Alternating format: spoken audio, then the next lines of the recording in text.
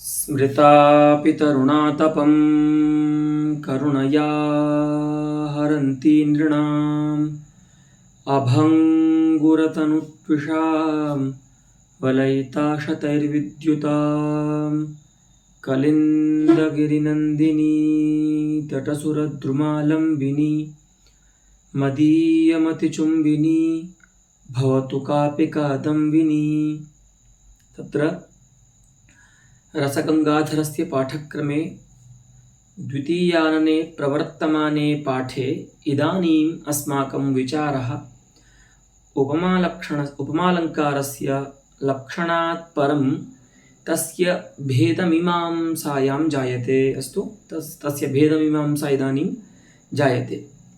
तर्हि तत्र आहत्य उपमालङ्कारस्य 25 भेदाः पंडितराजेन इदं प्रथमतया स्वीक्रियन्ते। तेषु पूर्णोपमायाः 6 भेदाः, पुनः लुप्तोपमायाः 29 भेदाः, आहत्य 25 भेदाः सम्भवन्ति।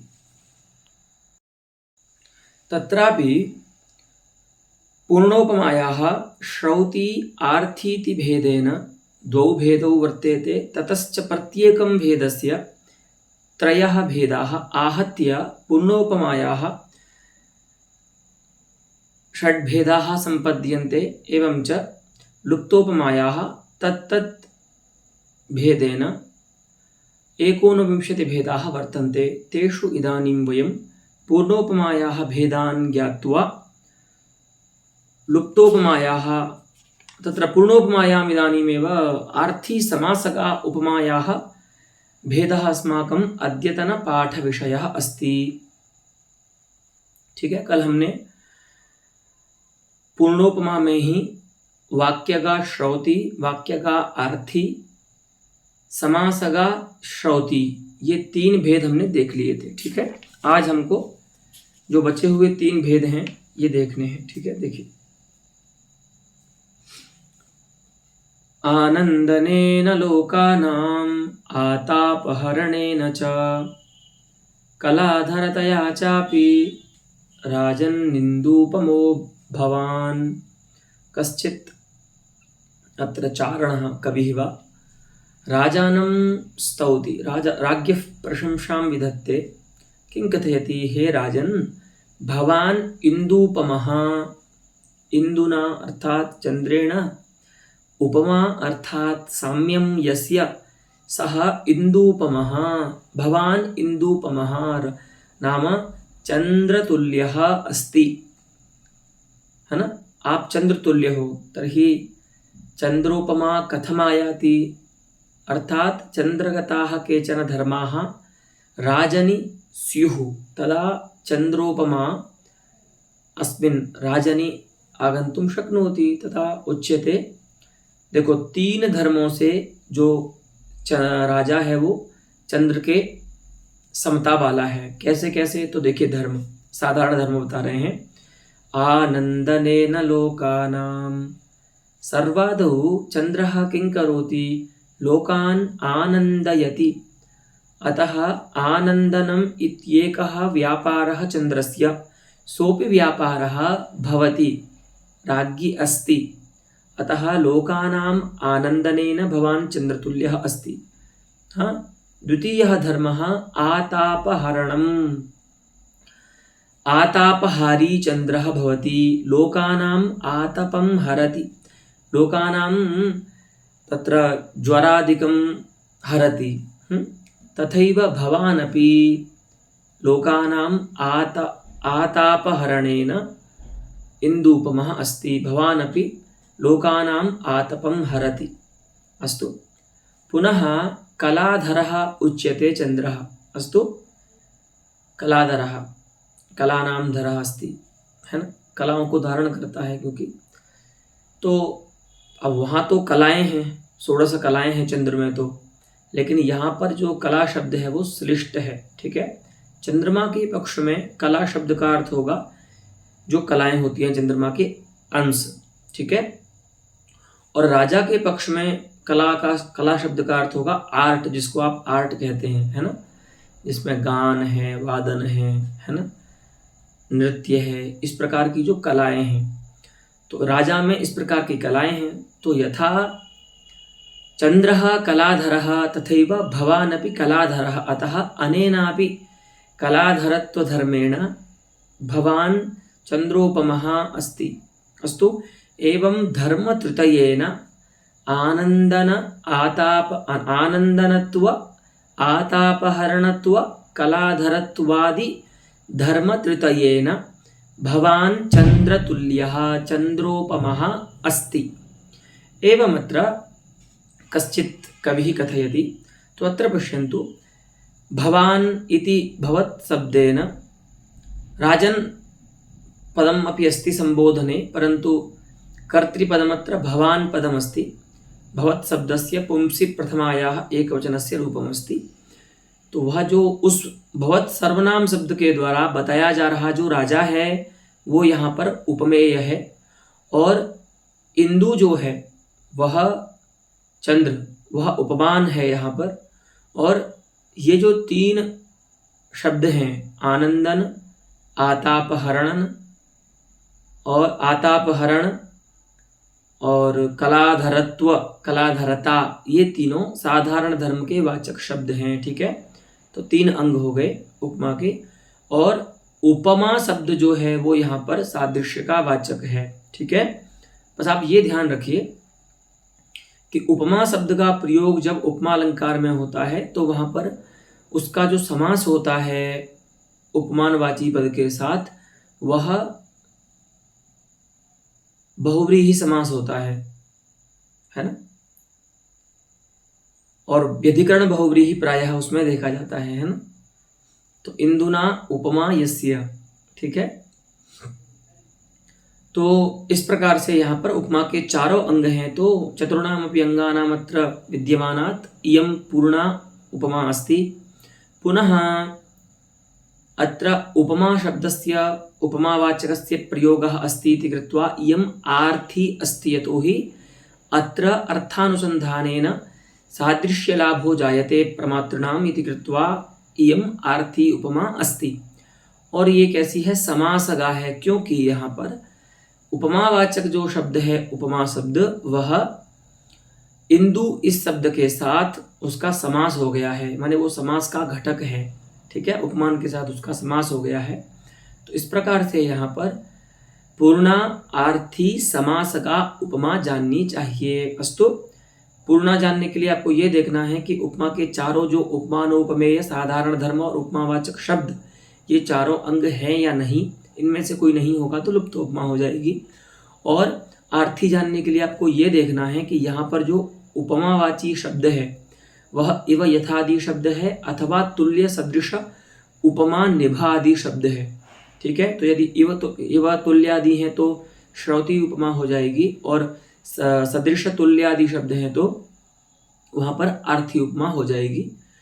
और उसके बाद ये देखना है कि यहाँ पर उपमावाची शब्द का समास हुआ है या नहीं हुआ है। समास हुआ है तो समास गा हो जाएगी, अगर नहीं हुआ है तो वाक्य गा हो जाएगी, और दोनों ही नहीं होंगी तो तद्धित गा उपमा होती है। ठीक है, उसका उदाहरण आगे बताने वाले हैं। अस्तु, एवं आहत्य पूर्णोपमायाः चत्वारः भेदाः ये सन्ति, हाँ, तेषाम् एतावता उदाहरणानि प्रादर्शिषत।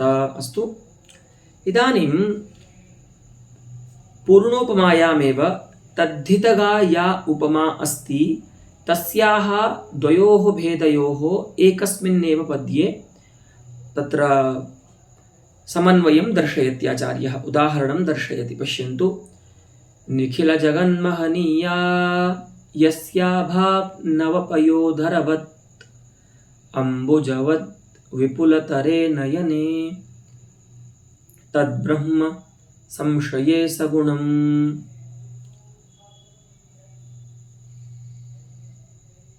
अत्रापि कश्चित् भक्तः भगवन्तं कृष्णं संस्तुवन् एवं ब्रूते किमिति, निखिल जगन्महनीया, निखिलं च तज्जगत्, निखिल जगत् तेन महनीया, अर्थात पूज्या, आभा यस्य,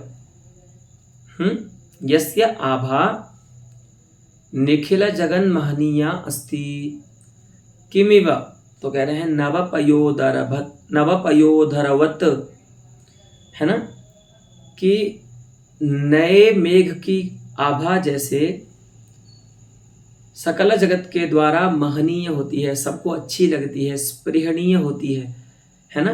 नए मेघ माने वर्षा ऋतु के जो प्रारंभ में मेघ आते हैं ना, तो उनकी कांति को देख करके समस्त लोक जो है वो सुखी होते हैं, है ना।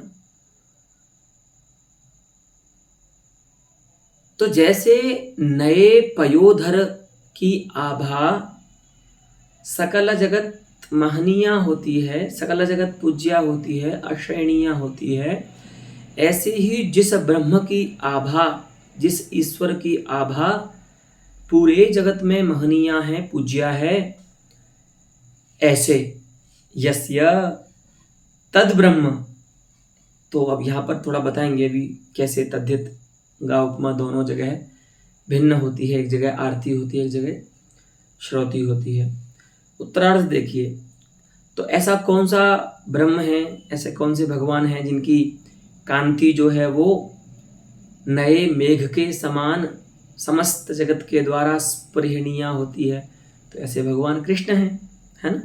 लेकिन यहाँ पर नाम नहीं ले रहे हैं उनका, ब्रह्म से ही कह रहे हैं उनको, ब्रह्म शब्द से ही, कि अम्बुजवत विपुलतरे नयने,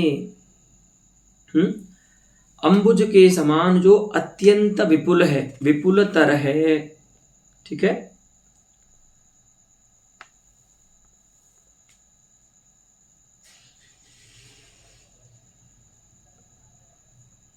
नयने तद ब्रह्म, हाँ, यस्य ब्रह्मणः नयने अंबुजवद विपुलतरे, जिन भगवान कृष्ण के, अब ऐसे नाम यहाँ पर नहीं लिया है लेकिन आप यही समझिए, क्योंकि इस प्रकार की जो आभा है वो भगवान कृष्ण की ही है, तो उन्हीं के लेकर के हम यहाँ पर वर्णन कर रहे हैं। तो जिन भगवान के नेत्र अंबुज के समान, कमल के समान अत्यंत विपुल हैं, विशाल हैं, तो यस्य ब्रह्मणः नयने नेत्रे अंबुजवद विपुलतरे स्तः तद ब्रह्म, कीदृशम ब्रह्म, तो कह रहे हैं सगुणम ब्रह्म। क्योंकि अब आप नयनों का वर्णन कर रहे हैं और आभा का वर्णन कर रहे हैं, तो वह जो अद्वैतियों का ब्रह्म है, तुरीय ब्रह्म जिसको वे कहते हैं, उसमें उसकी प्रार्थना तो नहीं कर सकते, क्योंकि उसमें तो इस प्रकार के गुण और नेत्रादि अवयवों की संभावना नहीं की जा सकती है। तो किस ब्रह्म की प्राप्ति के लिए कवि यहाँ पर प्रार्थना कर रहा है कि जो सगुण ब्रह्म है, ऐसे सगुण ब्रह्म को अहम संशये अहम प्राप्नोमि एवं अत्र अभिप्रायः अस्ति कस्यचित् भक्तस्य। तो यहाँ पर देखिए क्या है, दो पाणिनि सूत्र हैं जो वति प्रत्यय करते हैं, उपमार्थक होता है ये प्रत्यय, ठीक है। रामवत कृष्ण भगवान, है ना, अथवा कृष्णवत गोपाः चरन्ति, यथा यथा कृष्णश्चरति तथा अन्ये गोपाः गोपपुरुषाश्चरन्ति। एवं, तो आपने कई बार देखा होगा कि साम्य बताने के लिए व्याकरण के इस प्रत्यय का प्रयोग करता है वक्ता, वति प्रत्यय का, और एतत् प्रत्ययांत शब्द जो होते हैं उनके अंत में वत ऐसी श्रुति होती है, ठीक है, रामवत कृष्णवत, है ना। तो यहाँ पर भी देखिए दो जगह वति प्रत्यय हुआ है, पयोधरवत और अंबुजवत, ठीक है। तो पहला नवपयोधरवत जो है वहां पर एक सूत्र है तत्र तस्येव, ठीक है। उस सूत्र से वति प्रत्यय हुआ है। जब इस सूत्र से वति प्रत्यय होता है तो वह इवार्थ में वति प्रत्यय होता है, माने उसका जो विग्रह होगा ना वो इव शब्द से होगा कि नवपयोधरस्य इव इति नवपयोधरवत, ठीक है। और एक और बात ध्यान दीजिए, इस सूत्र से जब वति प्रत्यय होगा तो उपमानवाची जो शब्द है ना उसमें षष्ठी का प्रयोग करना है आपको, ठीक है, या तो सप्तमी का भी हो सकता है, लेकिन षष्ठी और सप्तमी में से एक का ही होगा, है ना। तो देखिए यहाँ पर क्या कर रहे हैं हम विग्रह में, नवपयोधरस्य इव, और वैसे भी आप जानते हैं उपमान और उपमेय में समान विभक्ति होती है। तो यहाँ पर देखिए उपमान जो कृष्ण का वाची शब्द है, सर्वनाम शब्द यस्य यत् पद, वो षष्ठी में है। तो इसका अभिप्राय ये हुआ कि नवपयोधर शब्द जो उपमान का वाची है वो भी षष्ठी में ही होगा। तो जब उपमान षष्ठी विभक्ति में होगा तो वहाँ पर इवार्थ में वति प्रत्यय होता है। और ऐसा भी कुछ विद्वानों का मानना है कि जब गुण साम्य या द्रव्य साम्य विवक्षित होता है तो हम इस सूत्र से वति प्रत्यय करते हैं, ठीक है। तो इस प्रकार से यहाँ पर यह है। और दूसरा जो, तो यहाँ पर वति प्रत्यय किस अर्थ में है, इवार्थ में है। तो इवार्थ में होने वाला जो वति प्रत्यय है यानी तत्र तस्यैव, इस सूत्र से होने वाला जो वति प्रत्यय है उसके प्रयोग के स्थल में वह उपमा श्रौति तद्धितगा उपमा कहलाएगी। और ये तद्धित प्रत्यय है वति प्रत्यय, तो इसके प्रयोग से उपमा तद्धितगा उपमा कहलाती है। लेकिन वही ध्यान रखना है कि जब इव शब्द के प्रयोग में उपमा श्रौति हो जाती है तो इव शब्द के अर्थ में यानी इवार्थ में जो वति हुआ है उस वति के प्रयोग में भी उपमा श्रौति ही होगी। तो नवपयोधरवत् इति यह वति प्रत्ययान्तः शब्दः अस्ति तत्र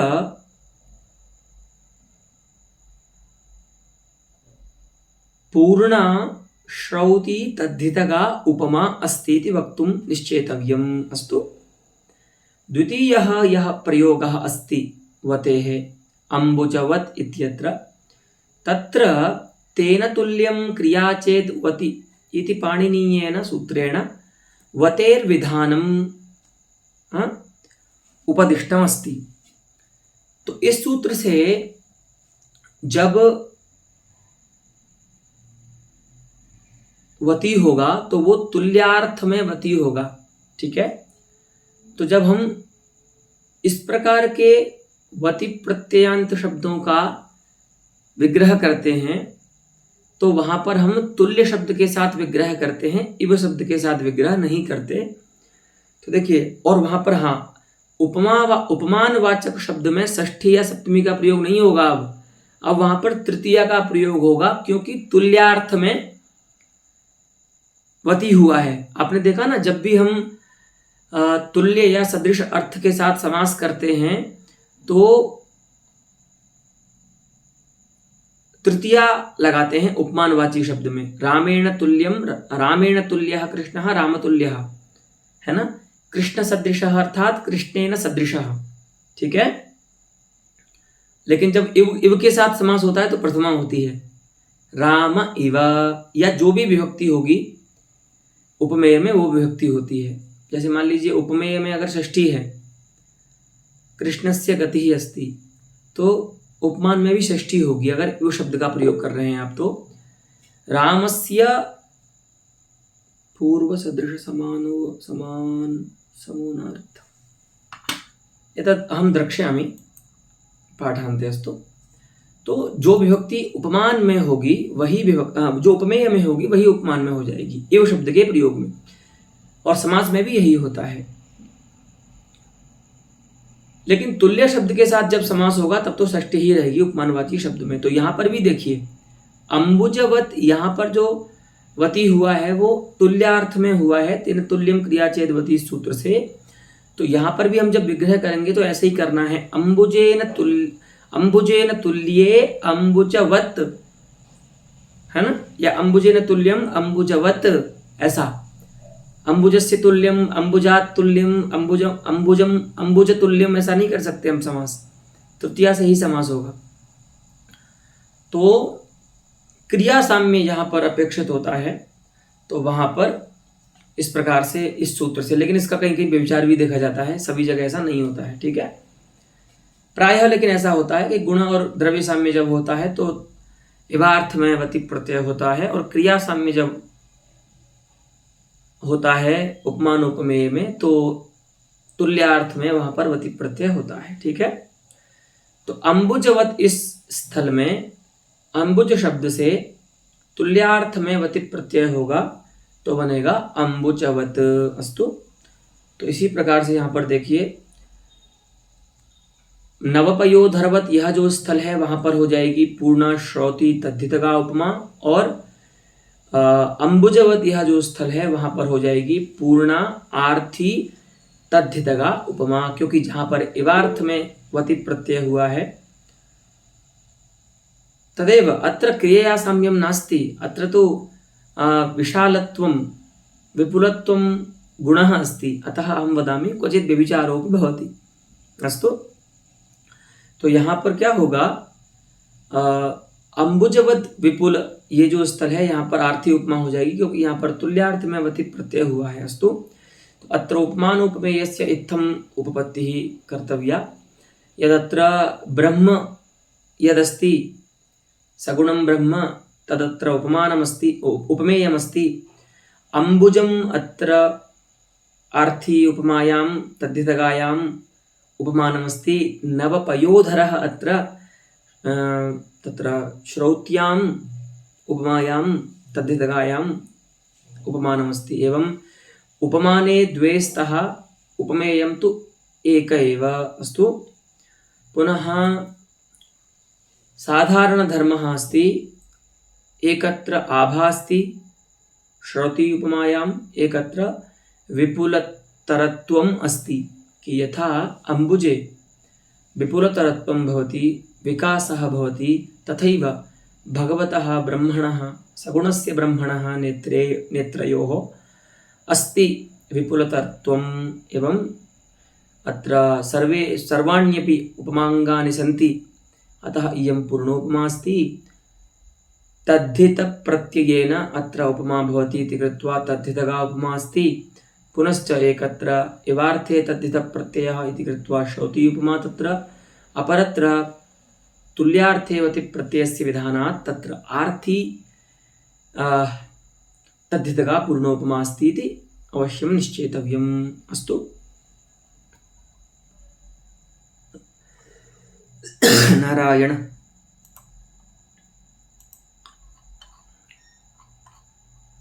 अत्र पूर्वार्धे वतेः तत्र तस्येव इति सादृश्ये विधानात् श्रौति। हाँ, सादृश्ये विधानात् इत्यर्थो नाम इवार्थे विधानात्, इव इति अव्ययपदस्य अर्थः सादृश्यमेव।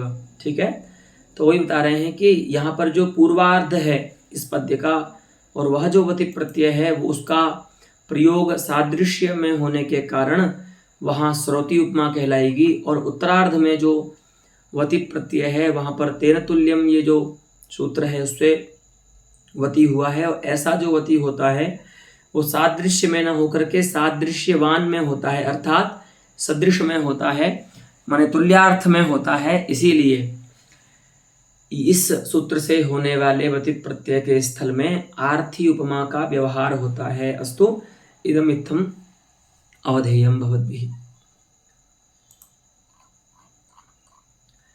उपमानलुप्ता वाक्यगा यथा। इदानीम् उपमानलुप्तायाः वाक्यगायाः उदाहरणं प्रस्तौति आचार्यः। पश्यन्तु, सर्वादौ लुप्तोपमायाम् उपमानलुप्तायाः उदाहरणं प्रस्तौति। एकवारं एतत् द्रष्टव्यं यद् उद्देशक्रमे लुप्तोपमायाः कथमा लुप्तोपमा आदौ गृहीता। हाँ, सत्यम्, उपमानलुप्ता एव अस्ति उद्देशक्रमेपि। तो उद्देशक्रमानुगुणमेव इदानीम् प्रदर्शनं करोति पंडितराजः। पश्यन्तु, तो अब लुप्तोपमा का प्रारंभ हो रहा है। एतावता पूर्णोपमायाः 5 उदाहरणानि सम्पद्यन्ते।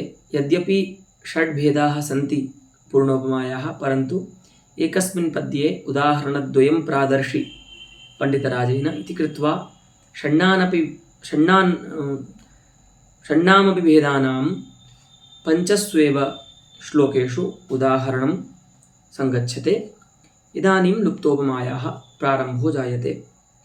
तो पहला उदाहरण दे रहे हैं जब उपमान का प्रयोग नहीं होता है उपमा में, ठीक है। तो यानी कि केवल उपमेय होगा, साधारण धर्म होगा और उपमावाची कोई पद होगा। अस्तु। यस्य तुलामधिरोहसि लोकोत्तरवर्णपरिमलोद्गारैः कुसुमकुलतिलकचम्पक न वयं तं जातु जानीमः। अत्र कविः कश्चित् चम्पकपुष्पं प्रशंसन् तं संबोध्य आह किमिति, हे चंपक, हे चंपक के फूल, तुम कैसे हो। पहले तो ये बता रहे हो, कितनी प्रशंसा कर रहा है कवि कि तुम कुसुम कुल तिलक हो। कुसुमानां पुष्पाणां यत् कुलमस्ति तस्य कुलस्य तिलकीभूतो भवान। तो उसके तुम तिलक हो, अर्थात उसमें तुम सबसे अग्रणी हो, श्रेष्ठ हो। जितने भी फूल होते हैं भिन्न भिन्न जातियों के, तेषु भिन्न जातीयकेषु पुष्पेषु भवान अग्रेसरः इति अत्र संबोधनेन ज्ञायते अस्माभिः। तो ऐसे तुम्हारे उपमान को हम नहीं जान पा रहे हैं कि जिसकी तुम उपमा को धारण करो, ऐसा कोई उपमान दिखाई नहीं देता, है ना। कि लोकोत्तर वर्ण परिमलोद्गारैः, तो भैया ऐसी क्या विशेषता है चंपक के फूल में। तो कह रहे हैं लोकोत्तर वर्ण है और लोकोत्तर परिमल है। तो लोकोत्तरः यः वर्णः लोकोत्तरं च यत् परिमलं तयोः लोकोत्तरवर्णपरिमलयोः ये सन्ति उद्गाराः प्रवाहाः तेषां तैः उद्गारैः प्रवाहैः तुलां यस्य अधिरोहसि तं वयं न जानीमः। इस प्रकार से तुम इतने सुंदर रूप वाले हो, इतना सुंदर तुम्हारा परिमल है। परिमल माने सुगंध, गंध जो है। तो इस गंध से, अपने फ्रेग्रेंस से और अपने रूप से तुम संसार में जिस पदार्थ की तुलना को धारण करते हो, ऐसे पदार्थ को हम तो भैया नहीं जानते। तम अर्थम वयम तु न जानीमः, जातु वयम न जानीमः। ऐसे अर्थ को हम नहीं जानते हैं, ऐसा कोई कवि चंपक के फूल को कह रहा है ना। वही विलक्षण रूपैः विलक्षणैश्च सुरभिप्रसारैः सुरभिप्रवाहैः यस्य सादृश्यं यस्य अर्थस्य उपमानभूतस्य त्वं सादृश्यमधिगच्छसि तमर्थम उपमानभूतम अर्थम वयम कदापि न जानीमः। जातु इत्यर्थः कदापि, उसको तो हम कभी भी नहीं जान पाए। अस्तु।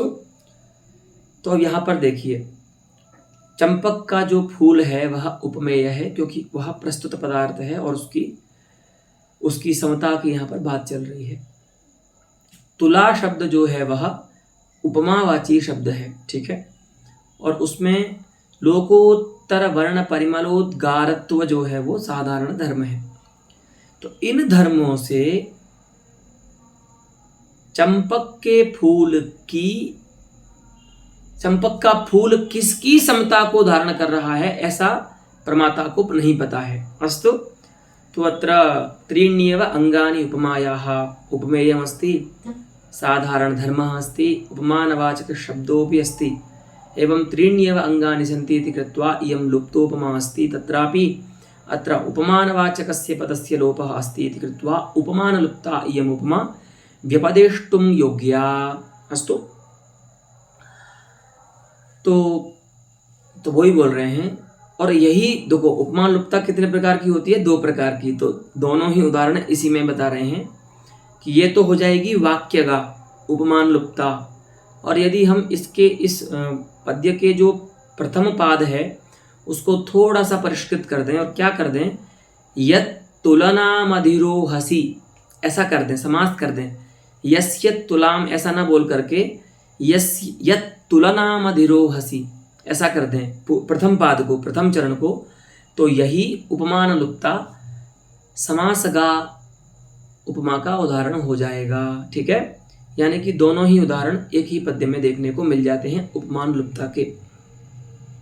ठीक है, तो इस प्रकार से यहाँ पर उपमान लुप्ता उपमा जाननी चाहिए वाक्य में और समास में। ठीक है, अब यहाँ पर एक शंका होती है कि पंडितराज, आप जितने भी आचार्यों का आपने खंडन किया है उपमा का, आपने सभी जगह पर ये बोला है कि जहाँ पर सादृश्य का पर्यवसान किसी दूसरे अर्थ में न हो, अर्थात निषेध में अथवा अन्य किसी रूप में सादृश्य जहाँ पर्यवसित नहीं होता है, माने यत्र सादृश्यम स्वपर्यवसायी भवति न तो अर्थांतर पर्यवसायी तत्रैव तादृशं सादृश्यम उपमालंकारः। यत्र तु सादृश्यम स्वनिषेधे पर्यवस्यति तत्र तु अनन्वयालंकारः व्यतिरेकालंकारो वा इति भूयान् व्यपदेशः परेषाम् आचार्याणाम् उपमा खंडनोपक्रमे आसीत् पंडितराजस्य। तो अब यही शंका इनके उदाहरण में लेकर के पूर्व पक्ष को ये दिखाते हैं पंडितराज। देखिए, उपमानाभावेन सादृश्याभावस्य पर्यवसानात् सादृश्य पर्यवसानस्य च उपमाजीवितत्वात् अलंकारांतरमेव अत्र। भैया, यहाँ पर आपको उपमा से अतिरिक्त कोई अन्य ही अलंकार मानना होगा, जहाँ पर उपमा केवल उसका जीवन होती है, उपमा नहीं होती। उपमा उसके मूल में रहती है, सादृश्य उसके मूल में रहता है, माने सादृश्य उसका प्रयोजक होता है। लेकिन जहाँ पर सादृश्य का निषेध हो जाए तो वहाँ पर तो आप उपमा अलंकार नहीं मानते हो। यही कह करके आपने सभी आचार्यों के उपमा लक्षण का खंडन भी किया है। तो उसमें कहते हैं, देखिए क्या कहे, पहले पूर्व पक्ष समझ लीजिए। उपमाना भावेन, उपमान के अभाव होने के कारण सादृश्यस्य अभावः भवति, तो सादृश्य का अभाव में पर्यवसान हो जाएगा, क्योंकि उपमान का अभाव है। तो भैया, जब उपमान ही नहीं होगा तो किन निरूपित सादृश्य का ग्रहण करोगे आप? तो सादृश्य का अभाव हो जाएगा। और जब सादृश्य का अभाव होता है, सादृश्याभावस्य पर्यवसानात् सादृश्य पर्यवसानस्य, और जो सादृश्य पर्यवसान होता है वही उपमा अलंकार होता है। माने सादृश्य जहां पर स्वपर्यवसित होता है, माने जब तक सादृश्य किसी दूसरे अर्थ के रूप में परिणत नहीं होगा तब तक ही उपमा अलंकार होगा। तो उपमा जीवितम किमस्ति? सादृश्यस्य स्वपर्यवसानम। अगर जैसे ही सादृश्य अपने निषेधादि में पर्यवसित हुआ, वैसे ही वहां पर उपमा अलंकार नहीं रहेगा। तो उपमा का प्राण क्या है? सादृश्य का अपने में पर्यवसित होना। ठीक है, लेकिन यहां पर क्या हो रहा है कि जब उपमान ही नहीं है तो सादृश्य का भी अभाव हो जाएगा, और जब सादृश्य का अभाव हो जाएगा तो वहां पर उपमा अलंकार नहीं होगा। तो कैसे आप यहां पर उपमा अलंकार बता रहे हो? वही कह रहे हैं कि अत्र तु अलंकारांतरमेव उपमायाः कश्चित् भिन्नः अलंकारः अत्र सिद्ध्यति न तु उपमा अलंकारः, यतोहि उपमा अलंकारस्य बीजं तु सादृश्यस्य स्वपर्यवसानमस्ति। अत्र तु सादृश्यं स्व अभावे पर्यवस्यति इति कृत्वा अत्र उपमा अलंकारस्य व्यपदेशः न साधीयान् पंडितराजस्य इति पूर्वपक्षः एतावता अस्ति। अस्तु, तो न उपमान लुप्ता इति, इसीलिए यहाँ पर उपमान लुप्ता उपमा है, ऐसा नहीं कहना चाहिए। तो पंडितराज कहते हैं, भैया ऐसा तुमको नहीं कहना चाहिए कि यहाँ पर उपमान लुप्ता उपमा नहीं है। इति न शंकनीयम। अस्तु, क्यों नहीं शंकनीयम? तो बता रहे हैं, देखिए, तथा ही यस्य तुलामारोहसि न तम वयम जानीमः। अब भैया ये समझिए कि अगर कोई पदार्थ को आप नहीं जान रहे हो तो इसका मतलब ये थोड़ी ना होता है कि वो उस पदार्थ का आप अभाव मान लोगे, है ना। वयम अल्पज्ञाः जीवाः परिमित ज्ञान साधन संपन्नाः स्मः। अस्तु, अतः तादृश परिमित ज्ञान साधन संपन्नैः अस्माभिः अज्ञातस्य पदार्थस्य अभावः न वक्तुं योग्यः। हाँ, क्योंकि जीवों के ज्ञान का विषय सभी पदार्थ नहीं होते हैं। ईश्वरीय ज्ञान का तो सभी जो अर्थ हैं वो विषय बनते ही हैं। तो भैया बोल रहे हैं कि हम नहीं जानते, तो यहाँ पर आप ये मत बोलिए कि उपमान का अभाव है। गगनम गगनाकारम में तो ठीक है, वहां पर उपमान का अभाव है। सागरम सागरोपमम, सागर सागरोपमः, लेकिन तो वहां पर तो कोई उपमान है नहीं, तो वहां पर तो अभाव ही बता रहे हैं। लेकिन यहां पर क्या बोल रहा है वक्ता कि उसको हम नहीं जानते। ऐसा नहीं कि तुम्हारा जिसकी तुलना को तुम धारण करते हो ऐसा कोई है ही नहीं पृथ्वी पर, ऐसा नहीं बोला है। यस्य साम्यम त्वम धत्से तम वयम न जानीमः। यन्निरूपित सादृश्यम त्वम धत्से तम वयम न जानीमः उपमानम, परंतु तदुपमानमेव नास्ति इति अभावम न प्रकाशयत्यत्र कविः। अस्तु, वही कह रहे हैं कि इत्युक्त्वा अस्माकं असर्वज्ञत्वात् वयम असर्वज्ञाः इति कृत्वा वयम न जानीमः, वयम अल्पज्ञाः जीवाः। तो हमारे असर्वज्ञ होने के कारण अस्मदगोचरः, अस्मदपेक्षया अगोचरः सः अर्थः, उपमानभूतः अर्थः, उसको हम नहीं जानते, वो हमारे ज्ञान का विषय नहीं है। कोपि तवोपमानम भविष्यति इति साध, लेकिन तुम्हारा कोई उपमान तो होगा। हम नहीं जानते तो क्या हुआ, लेकिन हम नहीं जानते इसका मतलब ये नहीं कि उपमान है ही नहीं। तो वस्तुतः यहाँ पर उपमान का अभाव नहीं बताया जा रहा है, जिससे सादृश्य का पर्यवसान अभाव में हो जाए और यहाँ पर उपमान होकर के कोई दूसरा अनन्वय व्यतिरेक आदि कोई अलंकार हो जाए, ऐसा नहीं है। उपमान का निषेध नहीं है, उपमान का अज्ञान प्रकाशित कर रहे हैं कि हमको ज्ञान नहीं है कि कोई तुम्हारा ऐसा उपमान हो जिसकी तुलना को तुम धारण कर रहे हो वस्तु। तो कोपि तवोपमानम भविष्यति इति सादृश्य पर्यवसानम अस्ति उपमान रूपता एव इयम उपमा।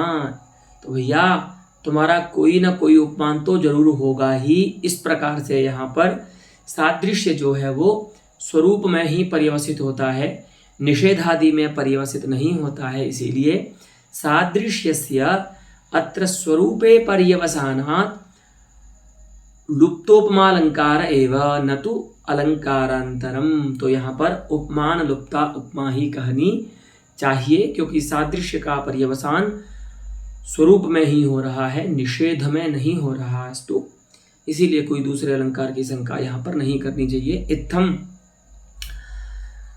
समाधत्त पंडितराजः पूर्वपक्षमस्तु।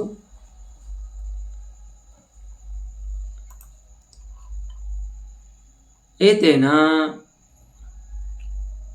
इदानीम् अन्येषाम् आचार्याणां क्वचित्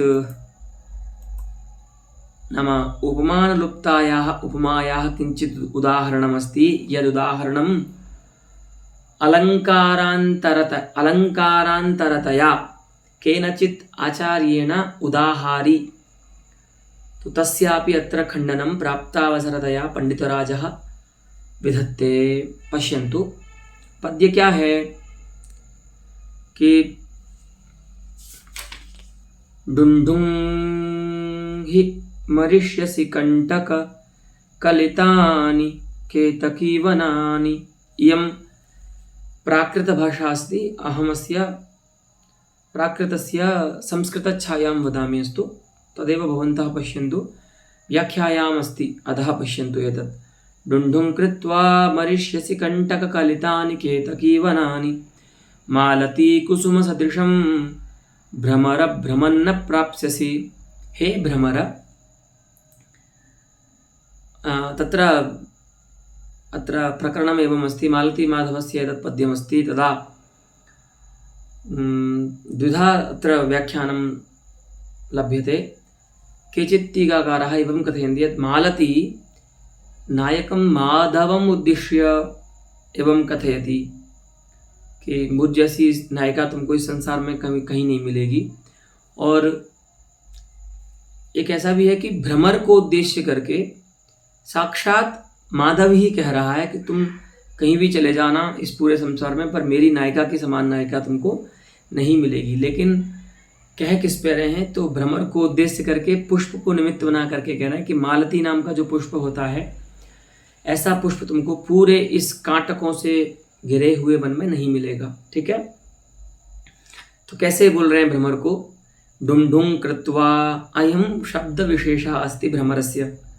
कवियों को सब ज्ञान होता है। देखो भ्रमर का भी शब्द जान लिया कि भ्रमर कैसे शब्द करता है, डुम डुम डुम डुम ऐसे। तो ढुम ढुम कृत्वा अर्थात भ्रमरस्य शब्द विशेषोयम, तो तम कृत्वा, तम शब्द विशेषम कृत्वा त्वम मरिष्यसि, तुम मर जाओगे ढूंढते ढूंढते, और इस प्रकार से शब्द करते करते। लेकिन है ना, एतत् केतकी वनानि भ्रमन। कैसे केतकी के वन हैं? तो केतकी का जो वृक्ष होता है उसमें तो कांटे भी होते हैं। तो कंटक कलितानि, कंटकैहि कलितम, कंटक कलितम, कलितम नाम व्याप्तम, तो कांटों से व्याप्त जो केतकी का वन है ना, इस केतकी के वन में तुम ढूंढू ढूंढू करते हुए मर जाएगा घूमते घूमते भ्रमण। लेकिन कहीं पर भी मालती कुसुम सदृशम, मालती के फूल जैसा फूल तू प्राप्त नहीं कर पाएगा। अर्थात नायक के लिए हो जाएगा कि मालती की जैसी नायिका तुझे इस पूरे संसार में कहीं पर भी नहीं मिलेगी। अस्तु, तो एवं यदि नायकस्य उक्तिमिमां वयं स्वीकुर्मः तदा स्वनायिकायाः प्रशंसा परा इयं नाम भवति। यदि नायिकायाः एनाम् उक्तिं वयं स्वीकुर्मः तदा नायकस्य कृते अयम् उपालम्भः अस्ति, है ना, उलाहना, कि तुम कहीं भी ढूंढ लेना, तुम्हें हमारे जैसी स्त्री नहीं मिलने वाली इस संसार में, ऐसे। तो अत्र पश्यन्तु, मालत्याः कुसुमं मालती कुसुमं तेन सदृशं मालती कुसुम सदृशम् एवं समासः अस्ति। अत्रापि किमस्ति? उपमानस्य अभावः नास्ति, अपितु उपमानस्य अप्राप्तिरत्र विवक्षिता अस्ति। तुमको नहीं मिलेगा, नहीं है ऐसा नहीं। देखो, कोई वस्तु किसी को न मिलना उस वस्तु के निषेध को नहीं बताता है ना, क्योंकि हर व्यक्ति की योग्यता पर होता है कि किसको क्या मिलेगा क्या नहीं मिलेगा, है ना। हाँ, यदि कश्चित बालकः IAS परीक्षां लेखितुमिच्छति पुनश्च स नाम अधिकारी भवितुमिच्छति चेत् कथं सः तथा कर्तुं शक्नोति? सः बालकः कथं तत्पदं प्राप्तुं शक्ष्यति, है ना। तो योग्यता के अनुसार प्राप्ति होती है, लेकिन ऐसा तो नहीं है कि अगर बालक को वो पद नहीं मिल सकता या नहीं मिला तो वो पद ही नहीं है या किसी को मिलता ही नहीं है, ऐसा तो नहीं कह सकते।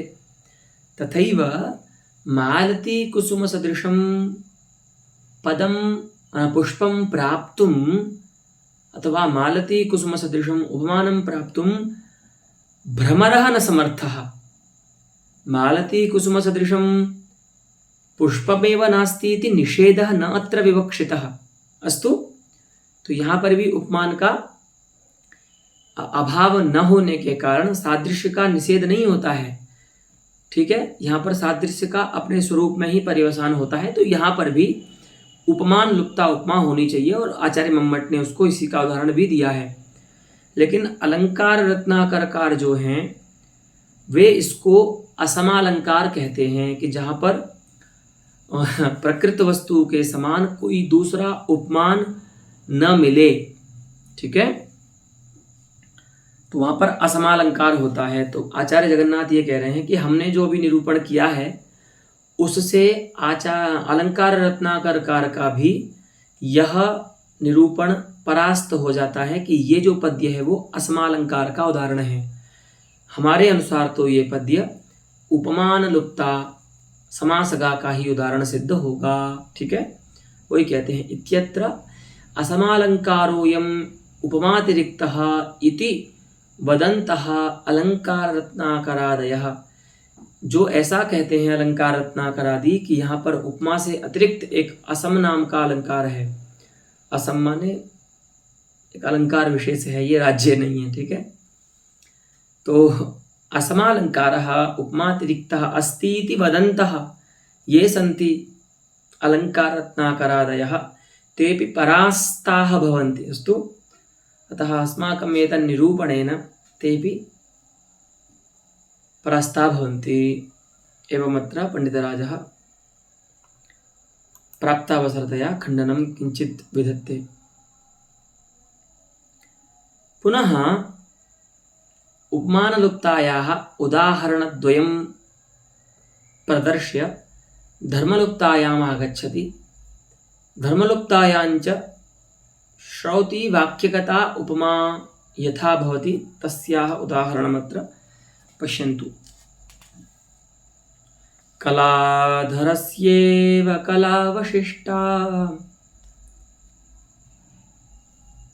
कलावशिष्टा अत्र अपपाठः अस्ति अस्मिन् पुस्तके।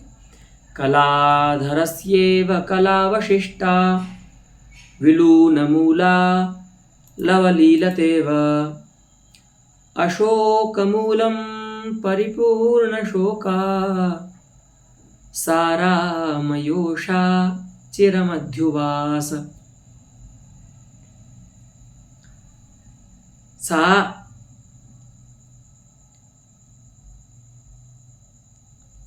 रामयोषा चिरम अध्युवास।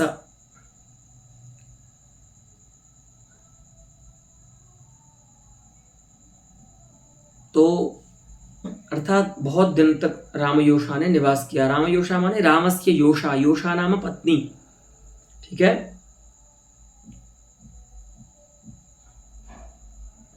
सुधा ये सूत्र बोलो। अधि